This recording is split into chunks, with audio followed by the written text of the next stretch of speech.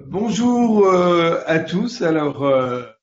Nous sommes présents pour ce mercredi des élus qu'organise notre association Centre-Ville en Mouvement.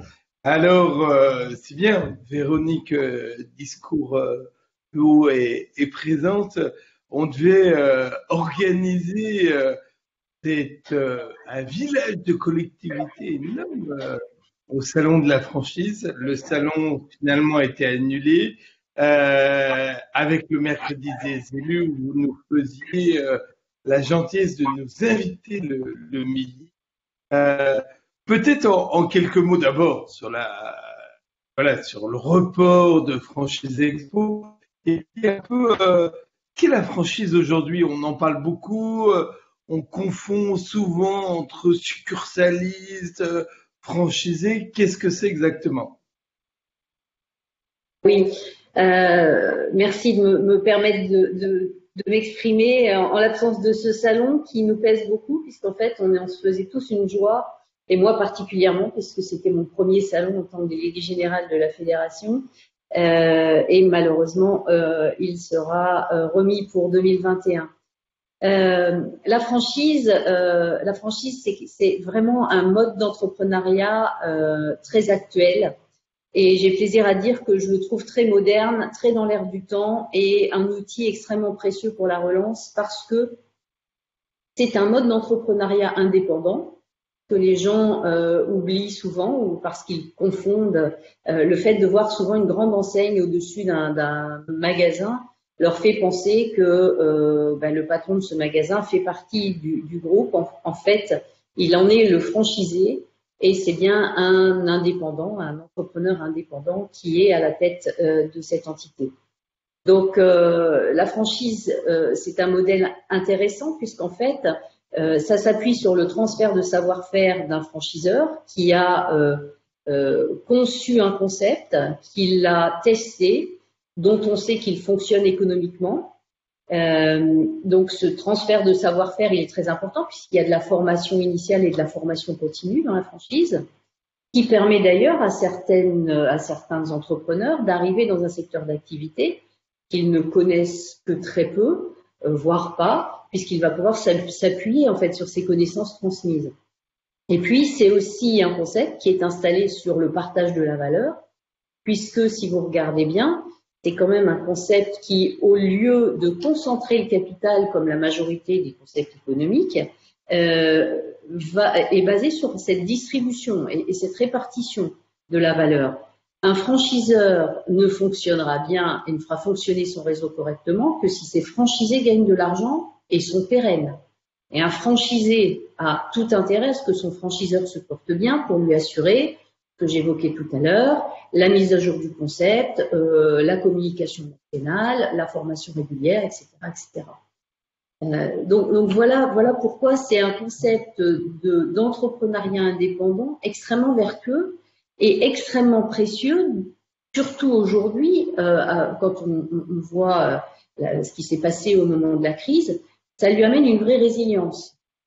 Ça lui amène la possibilité aussi de ne pas être, de bien être un indépendant, mais de ne pas être isolé. En période de crise, c'est très important de pouvoir avoir un réseau qui vous envoie toutes les informations nécessaires pour la mise en place des mesures gouvernementales, pour un benchmark aussi avec les autres franchisés. Dans une période où tout le monde perd ses boussoles, la période de crise, ça a ça en commun pour toutes les crises, c'est une période où vous n'avez plus de référence. Vous ne savez plus si votre chiffre d'affaires il est totalement anormal, si enfin voilà, il n'y a pas de référence. Et le fait d'être en réseau, ça vous permet quand même de pouvoir avoir des références puisque vous allez avoir l'expérience de tous vos pairs et puis aussi la possibilité, lorsque certains expérimentent quelque chose de vertueux, de pouvoir le mettre en place très vite. Donc il y a une résilience et aussi une capacité à rebondir très vite. En quelques mots, aujourd'hui, c'est vrai que l'élu donc peut venir voir des franchiseurs pour leur dire adhérer à l'association de commerçants parce que c'est souvent ce que l'on peut entendre parce que c'est des indépendants par rapport aux succursales, c'est ça, hein? Absolument, absolument. Il faut, et c'est un point très important puisqu'il y a encore certains maires qui font aussi cette confusion et cet amalgame. Ça n'est pas parce qu'il y a une grande enseigne au-dessus de la porte qu'ils n'ont pas affaire à un indépendant qui va s'intéresser à cette association. Et bien au contraire, c'est très intéressant de prendre en compte que cet indépendant, il va faire le choix de venir s'installer dans une région. Souvent parce que c'est une région dans laquelle il a vécu ou une région dans laquelle il rêvait vivre, etc. Et il s'y installe pour longtemps. Ce n'est pas comme dans une succursale où vous pouvez avoir un directeur qui va être muté au bout d'un certain temps, changer de ville, etc. Là, c'est vraiment quelqu'un qui va arriver avec sa famille, s'y installer, participer à la vie économique, mais aussi à la vie sociale locale. Donc, il va permettre de reconstituer un tissu économique, souvent au centre-ville, de par cette marque qu'il apporte, qui joue un petit peu le rôle de locomotive, et ce qui est important, puisque dans la constitution en fait d'un centre-ville, c'est pas, enfin, je pense que Monsieur le maire qui est avec nous, qui peut s'exprimer tout à l'heure, le sait mieux que moi, mais on a besoin d'un mélange, on a besoin d'artisans, on a besoin d'indépendants purs, que j'appelle isolés, on a besoin aussi de grandes marques, parce qu'aujourd'hui, le citoyen, il a envie aussi de retrouver les marques nationales qu'il voit à la télévision, sans avoir à voyager, à aller dans une grande métropole pour faire ses achats. Donc, c'est très important d'avoir ces marques. Mais néanmoins, la personne, le franchisé qui s'installe, il s'installe vraiment sur la durée et il va aussi permettre de retisser ce tissu social dont on a tant besoin dans les villes de petite ou de moyenne taille. D'accord. De toute façon, on va revenir sur vous, mais déjà, par rapport, est-ce que vous avez des exemples, parce que les maires, c'est important également, de la surface qu'il faut, le nombre d'habitants qu'il faut, par rapport à l'implantation d'une franchise, le type de franchise, par exemple, Monceau ou G2 Bruges. Voilà, quelle est la taille qu'il faut? Alors, c'est aussi très important de noter qu'on a, d'après notre étude faite avec notre partenaire, la Banque Populaire, on sait qu'on a plus de 30% des franchisés qui sont installés dans des villes de moins de 20 000 habitants. Donc, là encore, c'est vraiment un outil pour redynamiser en fait nos zones rurbaines et c'est vraiment très important. Alors, pour répondre plus précisément, j'ai fait des petites recherches, hein, je ne connais pas tous les mètres carrés de mes enseignes, mais pour G2 Bruges, il s'implante à partir de 20 000 habitants et sur 30 à 40 mètres carrés de surface de vente, plus environ 25 mètres carrés de réserve. Monceau-Fleur, c'est un petit peu plus. Le seuil est environ de 25 000 habitants et il lui faut environ 80 à 100 mètres carrés. Un Yves Rocher, c'est vraiment, il démarre à 8 000 habitants sur 100 mètres carrés. Un coiffeur Saint-Algue, c'est 10 000 habitants pour 90 mètres carrés. Et puis un point chaud, c'est un seuil de 15 000 habitants pour 180 mètres carrés. Voilà un petit peu les exemples que je peux vous donner. Alors, ce qui serait intéressant, c'est vrai que pour notre réseau des centres-villes durables et de l'innovation, c'est qu'on puisse avoir cette liste, en fait, de combien de mètres carrés il faut en général, hein, par boutique. Ça peut être vraiment bien qu'on puisse se faire cette liste-là. Alors, peut-être que je vais passer la parole à un de vos membres qui était normalement sur Franchise Expo, c'est la franchise Casino.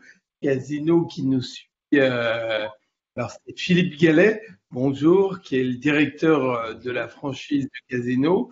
Et Casino qui nous suit maintenant depuis 7 ans, est un de nos gros partenaires et on les remercie parce que c'est vrai que c'est vraiment des acteurs du centre-ville et on fait appel souvent à vous, que ce soit sur Monoprix Natural, il y a Casino Shop et tout. Alors peut-être en quelques mots, vous qui êtes vraiment une des locomotives du centre-ville, une des locomotives, il y a les marchés, il y a les pubs, on en parlera tout à l'heure, mais vous qui êtes dans de nombreuses villes de toute taille, en fait, à peu près, donnez-nous un peu ce que vous avez comme franchise et disponible pour les maires de toute taille, voilà, d'habitants, Oui, bonjour évidemment. donc à toutes et à tous et bonjour Pierre. Non, pour présenter un petit panel, nous avons rebondi sur les propos de l'importance de la franchise et de la différenciation entre l'acteur indépendant et l'acteur succursaliste. Aujourd'hui, nous concernant, si je fais focus une petite vision, nous avons à peu près 3800 points de vente franchisés qui couvrent l'ensemble on va dire, des territoires.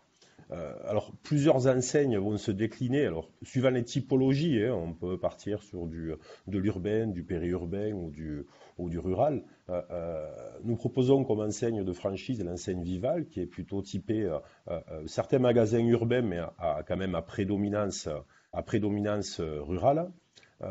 Les enseignes Spar, qui sont des enseignes dans des villes plus ou moins saisonnières, mais que l'on retrouve également pas mal dans certains centres-villes. Et ensuite, nous déclinons les casinos shop, les petits casinos, le petit casino, qui vont s'adapter en fonction des territoires, en fonction des typologies de villes, en fonction des marchés et en fonction également de la typologie de clientèle. Et je rebondis sur les propos de madame qui intervenait juste avant moi. Il est clair que l'importance et la prépondérance de la relation de partenariat, puisqu'on parle de franchise, on parle de partenariat entre un franchisé et un franchiseur, ça reste un élément primordial au-delà de la relation contractuelle, puisque un concept, un savoir-faire d'enseigne va s'appliquer avec également les compétences de nos commerçants qui s'intègrent généralement parfaitement dans le tissu local, tissu associatif, et la franchise est un vrai projet de vie, oui. D'accord. Par rapport à un maire aujourd'hui qui souhaite avoir une de vos franchises dans son centre-ville, il faut combien de mètres carrés à peu près par rapport au magasin que vous proposez? Alors, je serais tenté de dire que la force de nos enseignes, c'est être capable de s'adapter à diverses superficies. Euh, on va démarrer sur une superficie de 80 mètres carrés, par exemple, pour des typologies d'enseignes Vival, et nous pouvons monter, même en urbain, sur des superficies qui peuvent aller jusqu'à 800, 900 mètres carrés dans le cadre d'enseignes Spar Supermarché. Donc, l'adaptabilité superficie est assez large et assez complète pour l'ensemble des municipalités qui pourraient accueillir bien sûr les enseignes casinos au travers de ce que je vous ai explicité, mais également au travers des projets de nos partenaires franchisés. Ouais. Alors, on parle beaucoup de circuits courts aujourd'hui. Alors, vous, est-ce que c'est naturel? Est-ce que il y a quelque chose qui est en train de se passer?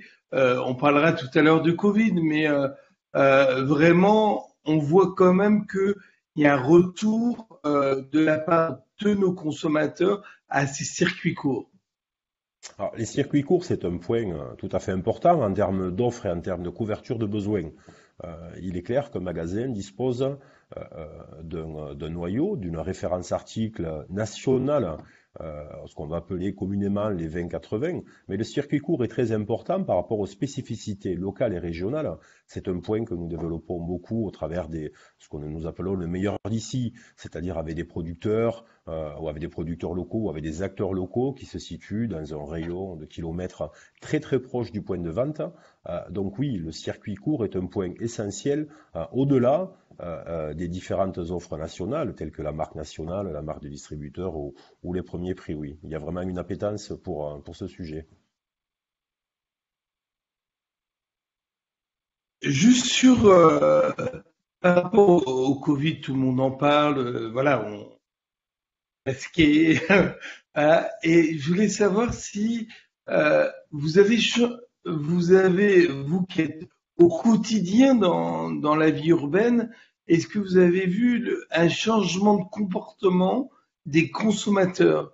Est-ce que pour vous, ils reviennent dans le centre-ville et ils font peut-être leurs courses en réfléchissant plus? Alors, je vais prendre comme exemple le réseau proximité, puisque je pense qu'on a vécu deux étapes, hein. On a vécu une étape de confinement durant de mars jusqu'au 11 mai, et ensuite une période post-confinement. En effet, sur les enseignes proximité, je pense que beaucoup de nos clients ont redécouvert nos enseignes et sont allés au plus proche, au plus près, près de chez vous et trouver de tout. Et je pense que de nos enseignes qui sont assez généralistes et qui couvrent beaucoup d'unités de besoins, en effet, la proximité est devenue ou est redevenue un des acteurs majeurs de par ses spécificités de pieds d'immeuble ou de centre-ville. Et il y a vraiment eu un effet d'appétence et de fréquentation marqué, on va dire. Et on l'a vu et on continue à le voir post-confinement sur la fréquentation de nos enseignes. Oui. D'accord. Non, c'est intéressant parce que c'est ce qu'on ressent un petit peu, c'est vraiment un engouement pour le centre-ville, alors avec toutes les difficultés liées à cette crise sanitaire que nous vivons, mais vraiment, il y a quelque chose qui est en train de se passer qui va être intéressant à analyser, hein, puisque on a un baromètre des attentes des commerçants de centre-ville qui sera visible la veille du Salon des maires, le 23, qui sera présenté à la presse par la ministre Jacqueline Gourault. Et ça va être intéressant de voir un peu ces tendances, quelle évolution par rapport à l'année dernière sans Covid. Voilà. Une dernière question, puis on reviendra en tour de table tout à l'heure. On parle beaucoup de digitalisation, de vente en ligne et tout. C'est vrai que quand vous avez des commerces de proximité, des petits casino shops et tout, comment on s'organise un énorme groupe comme le vôtre par rapport à ça? Ils ont une commande directement au casino shop du coin de la rue. Alors, c'est vrai que le e-commerce, le digital, était déjà présent dans nos enseignes, enseignes Spar, enseignes Casino Shop, Vival, pratiquement sur toutes nos enseignes de proximité. Mais l'effet Covid a fortement boosté le click and collect, hein. Je commande en ligne et je vais retirer un magasin. Aujourd'hui, nous avons pratiquement plus de 650 magasins et nous sommes en train d'accélérer le déploiement de cette solution e-commerce. Nous avons refondu il y a très peu de temps nos sites e-commerce proximité en proposant le paiement en ligne plutôt que le paiement en retrait course. Il y a vraiment eu un réel intérêt sous lequel nous sommes en train de surfer et de développer justement chez l'ensemble de nos commerçants. Oui. Ça a été concrètement le e-commerce via le click and collect a eu un gros boost durant la période Covid, post-période Covid, et nous continuons à développer ce service. Oui. Juste une question comme ça, par rapport à la carte aujourd'hui, on peut payer jusqu'à 50 € sans contact. Est-ce que c'est quelque chose qui se développe? J'ai l'impression que oui, mais Alors moi, la majorité, puisque c'est un acte, on va dire, lié à la société exploitante via l'indépendant et son établissement bancaire, mais aujourd'hui, le paiement sans contact, oui, se développe à hauteur de 50 €. Ça a été initié durant le Covid, mais je pense que sur les 3800, je ne vous ferai pas la gageure de vous dire que j'ai testé les 3800, mais c'est quelque chose, oui, qui est du moins tous les magasins que j'ai visités aujourd'hui proposent ce service de paiement sans contact suivant les plafonds qui ont été déterminés. Oui. bon, parfait. Alors, on reviendra tout à l'heure. Peut-être Marie Borde, qui est responsable du développement à l'enseigne Bureau, qui est une enseigne de pub. On vous remercie également de votre présence. C'est vrai que je crois que votre enseigne fait partie du groupe Bertrand, qui est un groupe assez important qui gère notamment plein d'enseignes de restauration et de restaurants rapides. Euh, Eh bien, on va vous poser la même question. Quelle taille il faut? Combien d'habitants il faut pour une enseigne comme le bureau? Alors, vous êtes vraiment aujourd'hui au-dessus des écrans. On voit que les terrasses de café, les bars et tout ont des problèmes à ouvrir et tout. Alors vous, c'est un peu différent parce qu'il y a de la restauration également. Euh, voilà, quelles sont vos enseignes et quels sont vos critères pour les emplacements? Bonjour à tous, merci de m'avoir invité. Alors effectivement, le groupe Bertrand, c'est le premier acteur indépendant français en restauration commerciale derrière McDonald's. Donc c'est un immense groupe. Nous avons en franchise, nous développons en franchise à travers Bertrand Franchise plusieurs enseignes. Hein. L'enseigne pub, restaurant au bureau. L'enseigne Hippopotamus, steakhouse à la française, l'enseigne Léon que nous avons racheté, Léon Bruxelles que nous avons racheté en novembre 2019 et que nous transformons en Léon aujourd'hui, et l'enseigne Volfoni qui est une enseigne de restauration italienne. Alors c'est vrai que les centres-villes nous intéressent bien évidemment, surtout pour les enseignes. Ça demande quand même des conditions économiques et des conditions d'exploitation, hein, nos accès en centre-ville. Sachant que Hippopotamus et Léon vont intégrer les centres-villes de villes de plus de 100 000 habitants. On descend à un minimum de 20 000 habitants pour Au Bureau et Volfoni. Mais nos emplacements en centre-ville vont bien évidemment nécessiter quelques conditions. Des conditions économiques d'abord.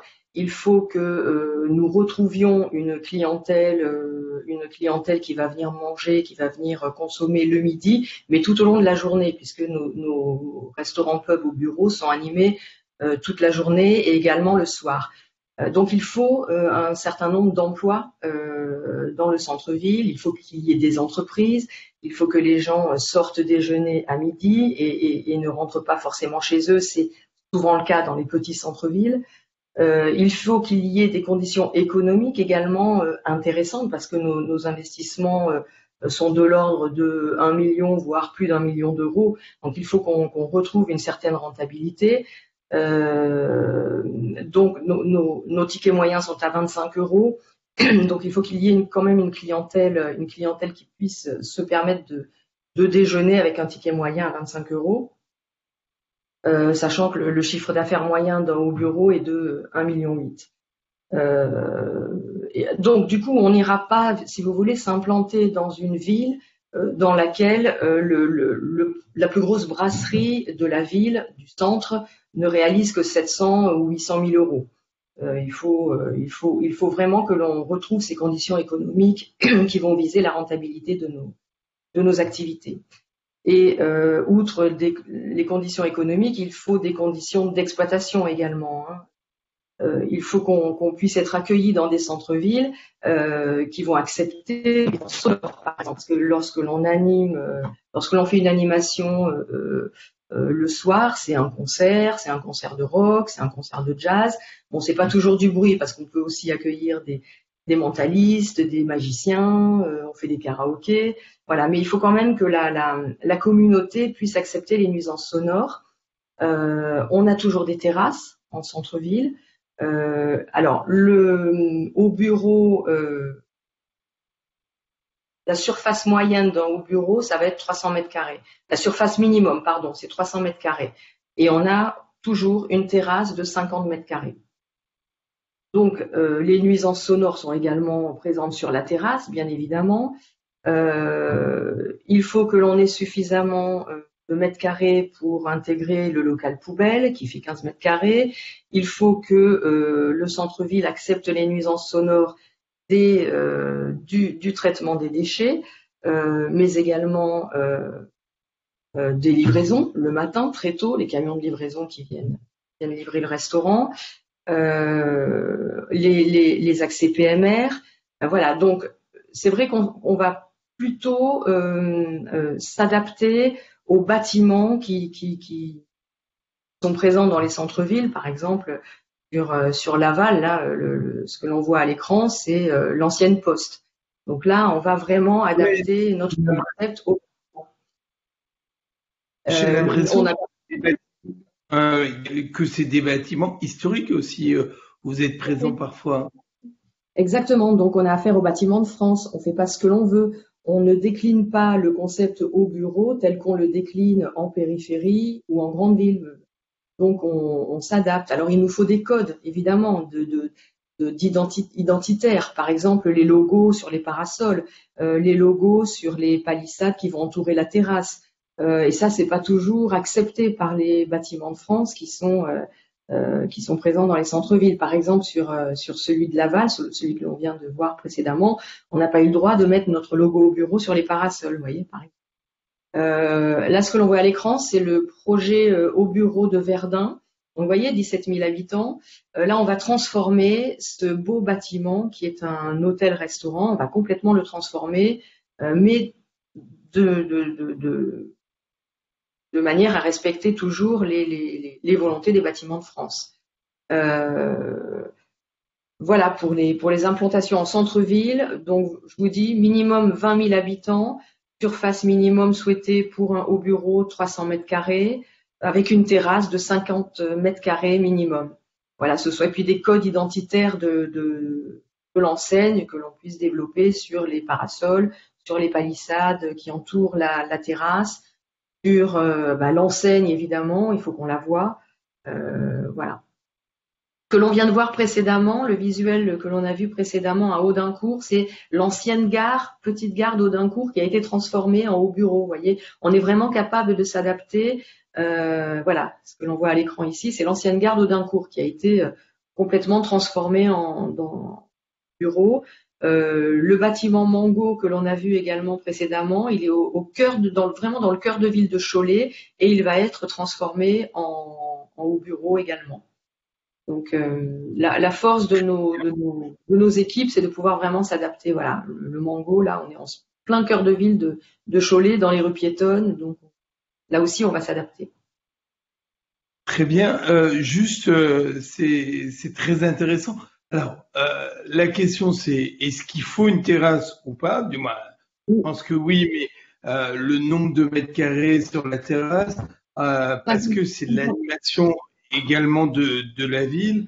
J'ai vu que vous faisiez beaucoup d'animation également dans vos pubs, donc c'est important.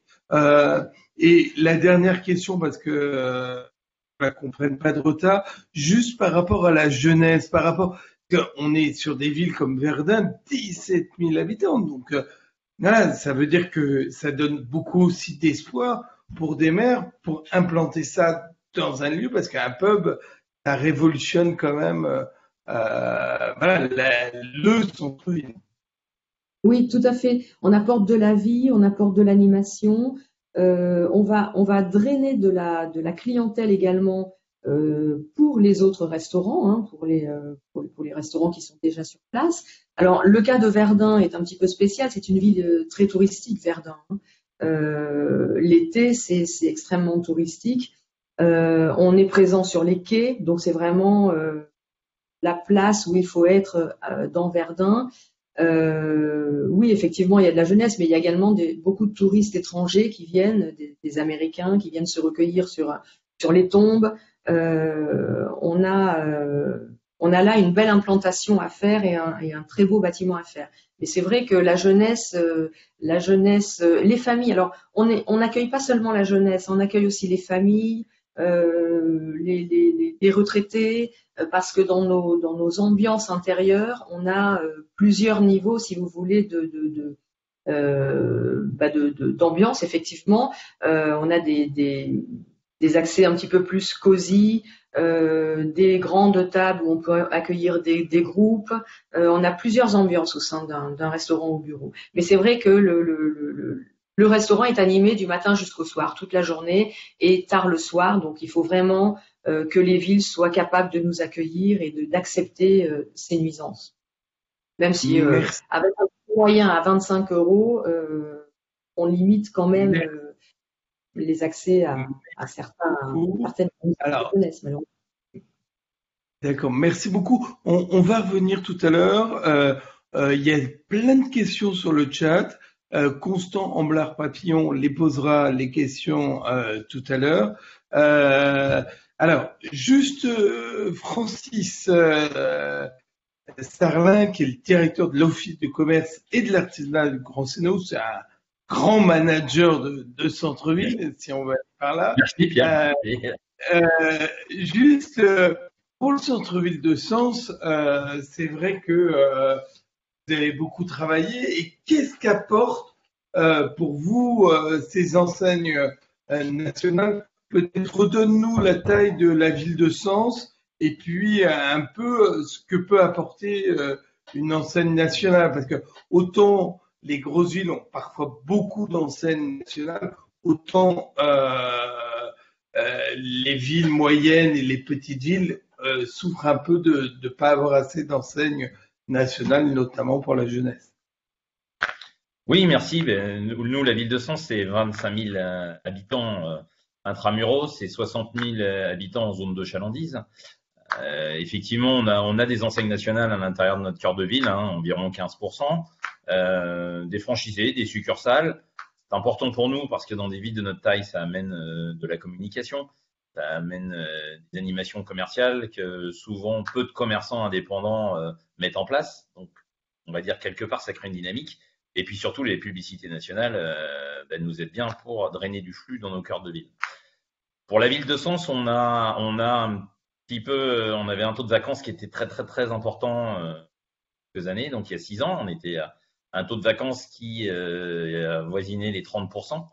On est redescendu à peine 12%, donc dans des périodes difficiles, en ayant effectivement une zone en plus d'activité extérieure qui s'est créée avec des enseignes nationales, des succursales en extérieur de ville, mais qui a été en fait un draineur de flux pour notre cœur de ville, et on est relativement satisfait, quoi. D'accord. Pour l'attractivité du centre-ville, on n'est peut-être pas assez rentré dans. Pour vous, ces enseignes, ça peut apporter quoi par rapport à toutes les piétonnes qui se sont mis en place dans votre ville? Les enseignes ont un avantage, c'est toujours pareil, cette communication nationale, même si quelquefois elles ont développé progressivement de la vente par Internet, il y a le retrait en magasin qui est le draineur de flux pour nous, et c'est important de les avoir réellement dans nos cœurs de ville, quoi, parce qu'on a beau essayer de dynamiser le commerçant indépendant, la publicité, la notoriété, ça ne sont pas leurs spécialités, et grâce aux enseignes, c'est important. Donc moi, je travaille régulièrement dessus et j'en ai fait installer quand même pas mal sur le Grand Sénonais depuis mon arrivée. Et on a des beaux projets à l'heure d'aujourd'hui dans le cœur de ville de Sens, encore avec 4-5 franchisés qui doivent s'installer dans des points stratégiques avec des niveaux de loyer qui commencent à redevenir tolérables dans des villes de notre taille. Comment tu fais aujourd'hui pour attirer ces enseignes nationales à venir s'implanter à Sens? En fait, par déduction, quand il me manque quelque chose, une part d'activité, je rentre directement en contact, si je peux, avec les développeurs et en me disant à l'heure d'aujourd'hui, j'ai trouvé le local qui pourrait correspondre. Et là, on rentre dans une démarche, venez nous voir, venez nous rencontrer. Alors, j'ai l'avantage d'avoir travaillé 15 ans en développement d'enseigne, donc ça m'aide bien.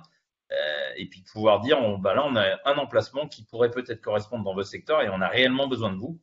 Et à ce moment-là, on se rencontre sur place et si on peut, alors on préfère attendre quelquefois, je préfère attendre et vraiment trouver l'emplacement, ce qui m'a permis d'avoir des rues où j'ai maintenant pratiquement 100% de taux d'occupation, quoi. Voilà. Donc, très bien, très bien. C'est toujours très simple, des fois, ça part d'une idée.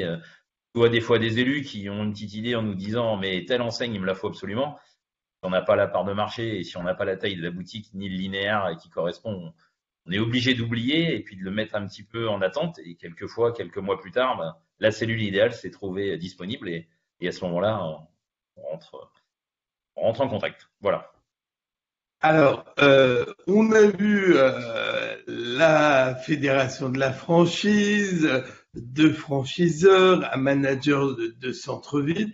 Et maintenant, la parole est à un élu. Alors, c'était Bernard Barrault qui devait venir, c'est son adjointe Martine qui est présente, Martine Paricetti, qu'on connaît bien, Centre-Ville Mouvement, parce que vraiment, pour des villes de 14 000 habitants comme vous le faites, c'est le centre-ville est cousu main.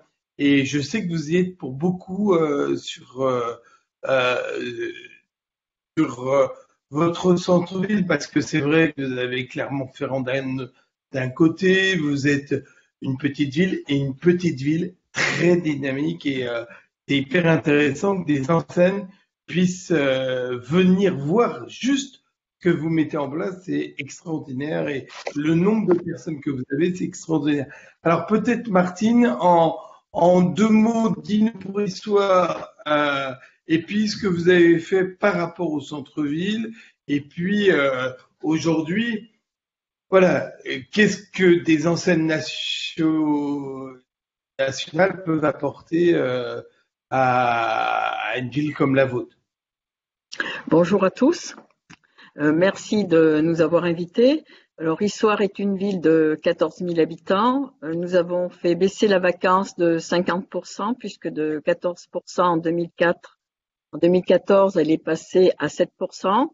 Grâce aux différents dispositifs que nous avons mis en place, surtout, par exemple, des métiers d'art avec atelier, aussi une boutique, une fleuriste avec un espace accueil, café, restauration.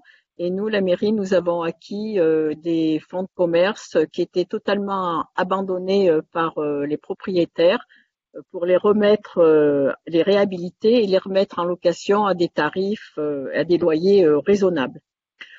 Par contre, parallèlement à ça, la périphérie s'est développée aussi et nous avons, par exemple, l'enseigne Cache-Cache qui est partie en périphérie, ce qui nous a, pour nous, vidé le centre-ville d'une clientèle plus jeune. Et aujourd'hui, notre problématique sur Issoire, c'est surtout de reconquérir cette clientèle entre 20 et 40 ans sur des produits comme les vêtements, les chaussures, pour redynamiser le centre-ville et amener une nouvelle clientèle beaucoup plus jeune.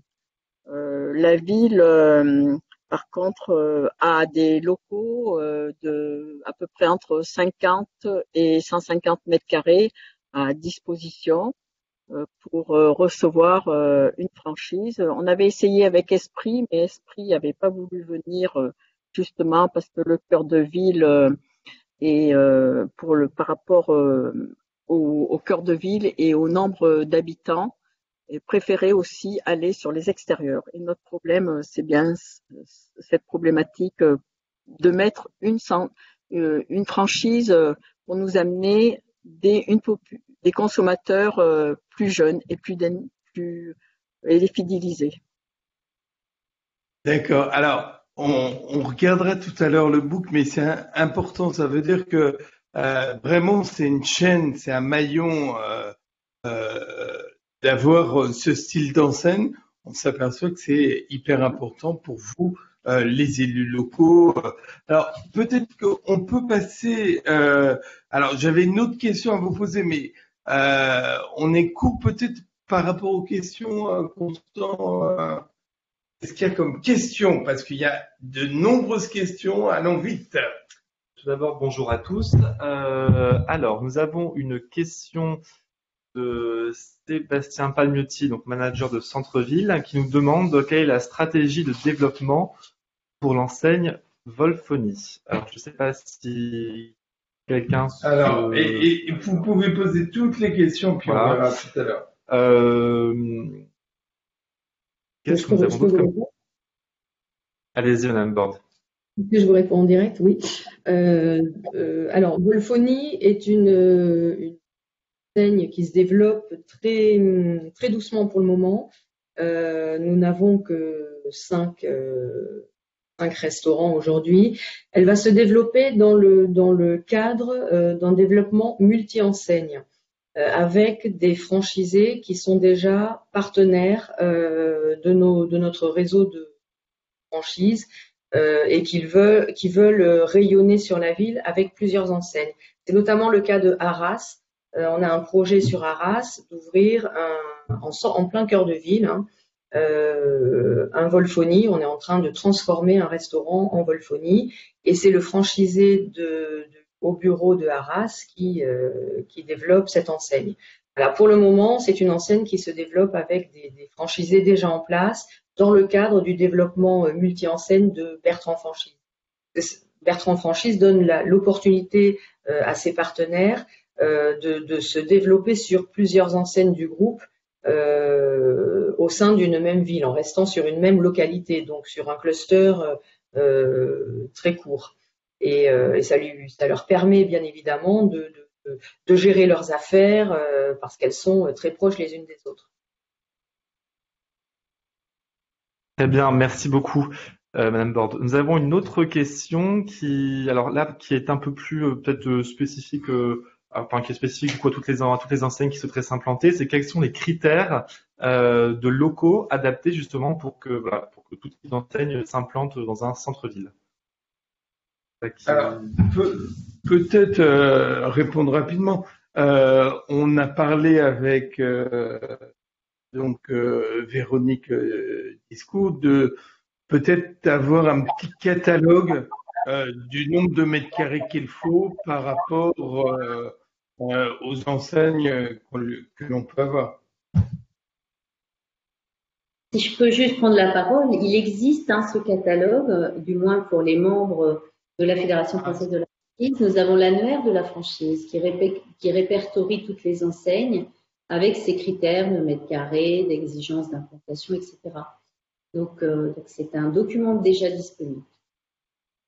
D'accord, c'est super. C'est vrai que c'est un document qu'on pourrait mettre également sur notre site. On verra quelles sont les modalités, mais ça peut être vraiment intéressant. Est-ce qu'il y a une personne qui veut rajouter des choses importantes? Par exemple, la ville d'Issoire, est-ce que vous avez mis en place un système de bourse, de locaux vacants pour que le franchiseur puisse appeler directement une personne et se dire, tiens, il y a des locaux vacants ici? Oui, nous avons un état des lieux de tous les locaux vacants sur le centre-ville. Donc, il suffit d'appeler la mairie d'Issoire, le service économique commerce, Madame Sophie Durand. Et donc, on a le détail de tout en ayant le nom des propriétaires, le nombre de mètres carrés et aussi la vétusté ou l'état du fonds de commerce. Alors, ce que je vais faire, c'est vous présenter en 1 minute 30 le e-book que nous avons fait pour toutes les villes ou toutes les gens qui veulent s'implanter dans des villes avec leur cœur de ville. Alors, on peut voir, donc, vous avez un numéro de téléphone, il faut nous appeler directement, et puis vous avez de nombreuses centres-villes. Alors on peut regarder, vous avez vu Mâcon, ce qui recherche à Mâcon, Aurillac, ça va être Aurillac, Melun, Metz, voilà. Donc vous avez vraiment les photos du cœur de ville et puis les recherches des uns et des autres par rapport à leur cœur de ville, qui paraît vraiment très important dans le contexte qu'on est en train de vivre, et puis qui peut relancer de façon importante nos cœurs de ville. Aujourd'hui, on est à 70 villes, il y a beaucoup de villes qui veulent montrer aussi leur cœur de ville, et ce qui manque aujourd'hui. Donc, on est en train de travailler avec la Fédération française de la franchise. On va voir un peu de quelle manière nous pouvons diffuser de façon très importante ce fascicule, et il est notamment sur les réseaux sociaux désormais. Voilà.